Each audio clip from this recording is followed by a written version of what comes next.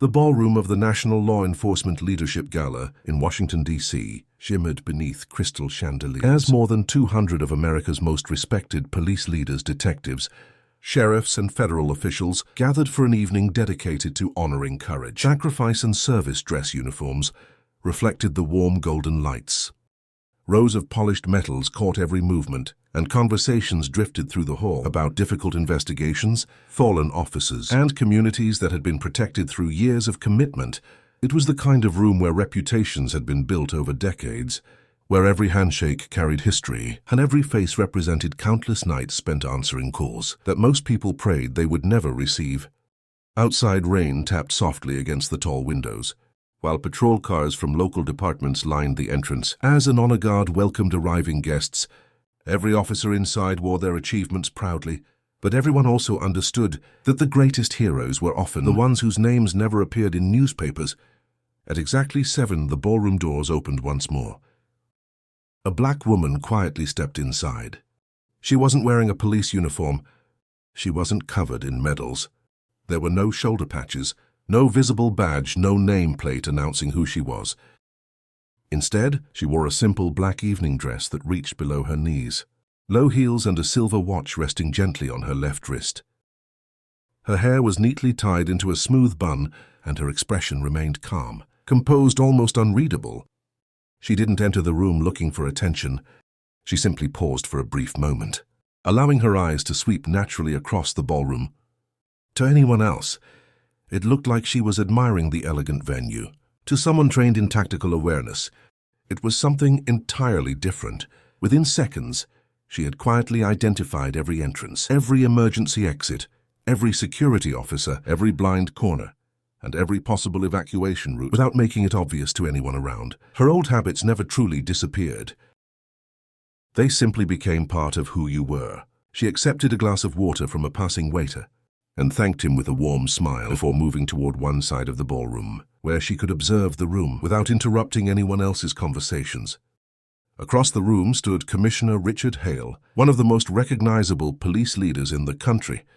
His decorated career had earned him national recognition, and younger officers often looked at him as a symbol of command. Standing beside him were Deputy Chief Martin Collins and Captain Eric Donovan, both laughing comfortably as they greeted guests who eagerly shook their hands. Commissioner Hale noticed the unfamiliar woman, standing quietly by herself. He frowned. "I don't recognize her," he muttered. Collins glanced over. "Probably event staff." Donovan smirked. "Maybe someone's assistant wandered into the wrong ballroom." The three men chuckled before continuing their conversation, but Hale kept watching her. Something about her calm confidence irritated him. Most guests spent their first few minutes introducing themselves, networking or seeking photographs with senior officials. She did none of those things. She simply watched the room with quiet patience. Finally, Hale adjusted his jacket and walked toward her, with Collins and Donovan following closely behind. Several nearby officers noticed the interaction beginning. Conversations slowly softened. "Evening," Hale said, with a practiced smile that never reached his eyes. The woman turned politely. "Good evening, I don't believe we've met. I'm Harper Adams, Harper Adams." He repeated slowly, interesting. His eyes moved over her simple dress before returning to her face. "So which department are you with?" "I've served in law enforcement." Served, the single word caught Collins' attention. "Served?" he asked with a grin. Doing what Harper answered evenly. "Tactical operations," for a brief second. Silence settled between them.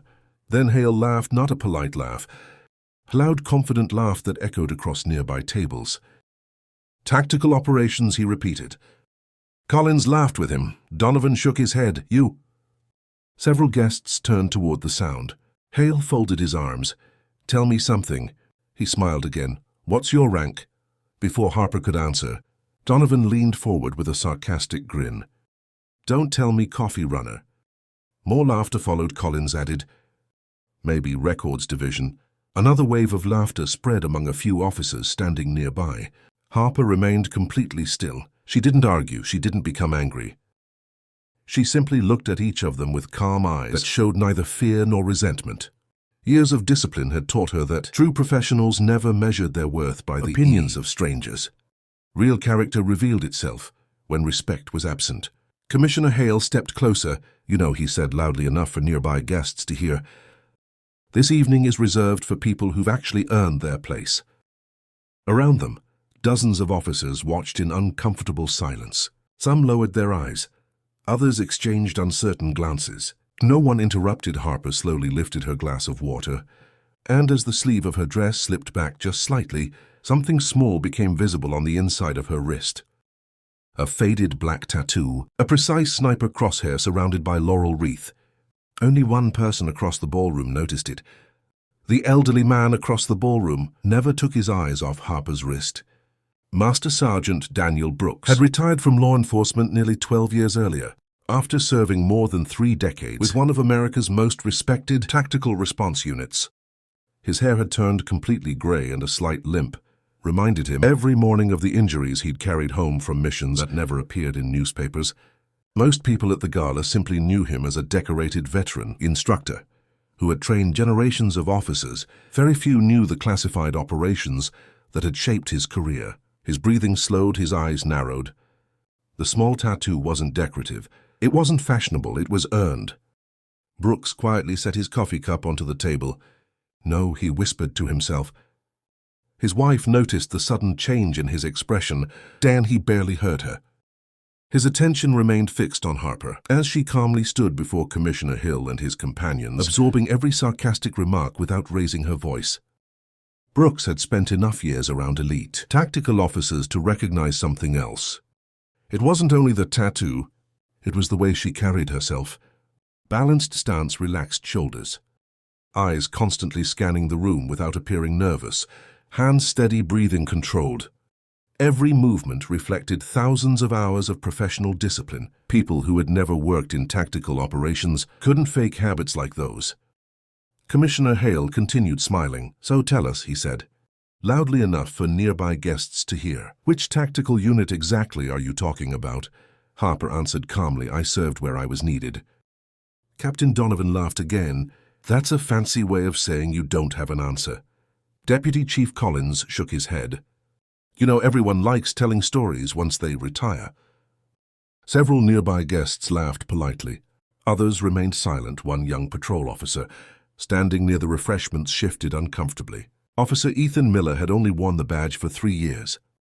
He admired Commissioner Hale. He respected the chain of command, but something about this conversation didn't feel right. During the academy, one instructor had repeated the same lesson every week. Professionalism isn't tested when people respect you. It's tested when they don't. Watching Harper stand calmly without insulting anyone reminded him of those words. She wasn't trying to win an argument. She wasn't trying to impress anyone. She simply refused to let someone else's behavior determine her own character. Brooks slowly stood from his chair. Every step toward Harper felt heavier than the last. His memories stretched back nearly 20 years. There had been stories inside tactical circles, stories no one officially discussed. Stories about an unidentified female marksman whose judgment had prevented disaster during several high-risk operations.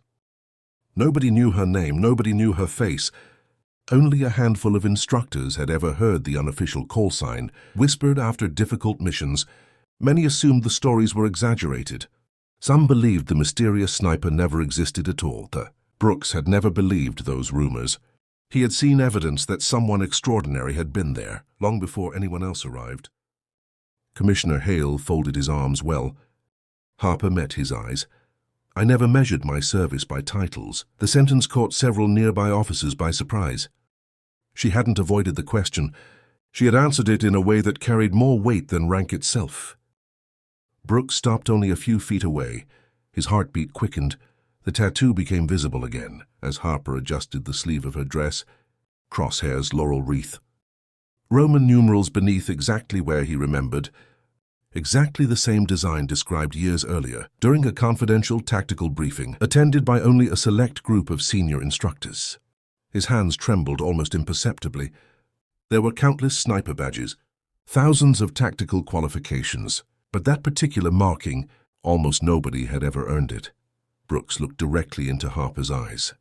She recognized him immediately, not by name, by experience. Only someone who had spent decades serving, could carry themselves with such quiet confidence. Without speaking, she offered him a respectful nod. The gesture wasn't formal, it was professional, a silent acknowledgement between two people who understood sacrifice without needing to explain it. Commissioner Hale noticed Brooks approaching Dan. His smile returned good timing. He gestured toward Harper. "Maybe you can help us identify our mysterious tactical expert." Several guests laughed again. Brooks ignored them completely. His attention remained fixed on Harper. "May I ask you something?" he said quietly. "Of course, your left wrist."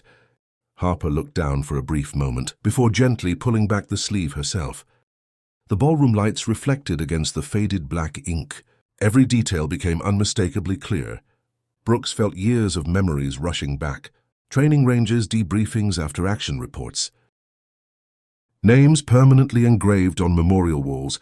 Officers who had gone home alive because someone, hidden hundreds of yards away, had made impossible decisions under unbearable pressure. His throat tightened. The conversations around the ballroom slowly faded into background noise. Commissioner Hale noticed the sudden seriousness, so Brooks didn't answer immediately. Instead, he looked once more at the tattoo, then at Harper, then back at the tattoo. His voice became barely more than a whisper. "I've only seen this once before." Nearby officers stopped talking. Captain Donovan's smile slowly disappeared.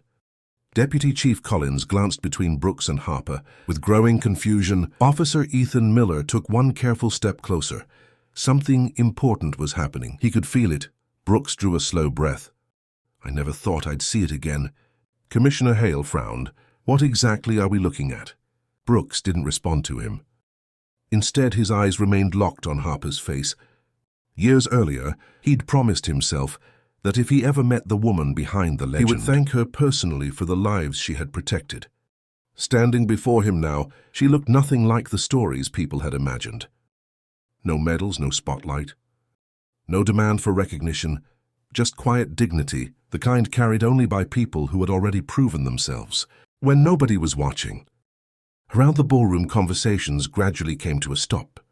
As more guests noticed the unusual silence surrounding Brooks, Harper, and the commissioner, one by one heads turned toward them, uncertain why one of the most respected retired tactical instructors in the country suddenly looked as though he had seen a ghost. Brooks stood motionless for several seconds, his eyes fixed on the faded tattoo resting on Harper's wrist. The confidence that had carried him through decades of police service gave way to something few people in the room had ever witnessed. From him, complete disbelief. Finally, he straightened his posture. Then, without saying a word, he came to full attention. The movement was sharp, deliberate, and filled with respect. The ballroom fell silent. More than 200 officers watched one of the nation's most respected retired tactical commanders salute a woman whom everyone else had mistaken for an ordinary guest. Commissioner Richard Hale frowned. "Dan, what are you doing?" Brooks slowly lowered his salute, but never looked away from Harper. His voice remained steady. "Commissioner, do you have any idea who you're speaking to?" Hale crossed his arms.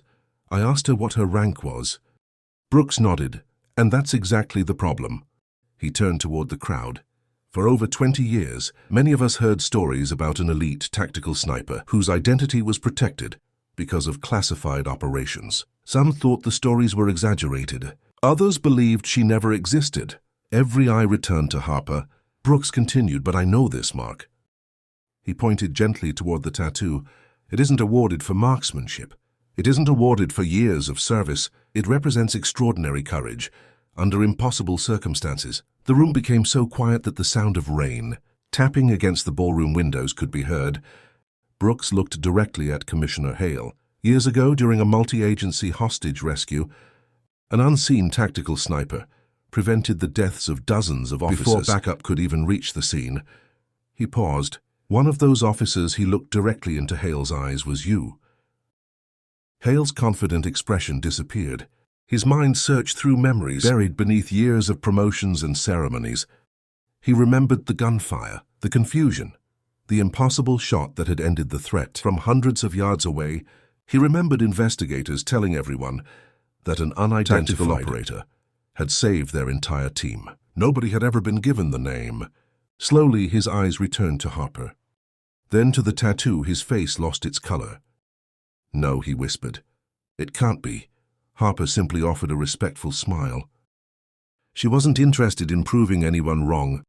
She never had been. Brooke spoke once more. Commissioner, you spent years honoring officers who protected communities. Tonight you're standing in front of someone who protected officers. No one laughed anymore. Captain Donovan lowered his head. Deputy Chief Collins looked embarrassed. Several officers, who had remained silent moments earlier, suddenly understood that silence can sometimes hurt as much as harsh words. Officer Ethan Miller stepped forward. Removing his service cap, he stood respectfully beside Brooks. One after another, officers throughout the ballroom followed. Within seconds, the entire room stood, not because of Harper's hidden accomplishments, but because genuine courage deserves recognition, whether the world sees it or not. Commissioner Hale slowly walked toward Harper. For the first time that evening, there was no pride in his posture. Only humility. I owe you an apology. His voice cracked. I judged you before I knew your story. I judged your appearance instead of your character. Harper nodded gently. We all make mistakes. She looked around the ballroom at the hundreds of officers watching. The badge is one of the greatest symbols of public trust in America. It reminds every officer that people don't need us at our best. They need us at our fairest. She smiled warmly. Respect isn't measured by rank. It begins the moment we choose to treat every person with dignity. Several officers quietly wiped tears from their eyes. Others applauded. The applause quickly spread throughout the ballroom, until every person was standing, not celebrating a secret sniper, not celebrating a remarkable black woman, but celebrating the values that define the very best of law enforcement: integrity, humility, courage, fairness, and respect for every member of the community. As the applause continued, Harper quietly slipped toward the ballroom exit. She had never served for recognition. She had served because protecting others was simply the right thing to do. Sometimes the strongest people never ask to be noticed. They simply leave the world safer than they found it. And perhaps that's the greatest rank anyone can ever earn. If this story reminded you that true greatness is revealed through character, not appearance or title, share your thoughts in the comments below. Have you ever seen someone underestimated because of how they looked, only to discover they were extraordinary? I'd genuinely love to read your experience. And if you enjoyed this story, let me know what you would like to see next.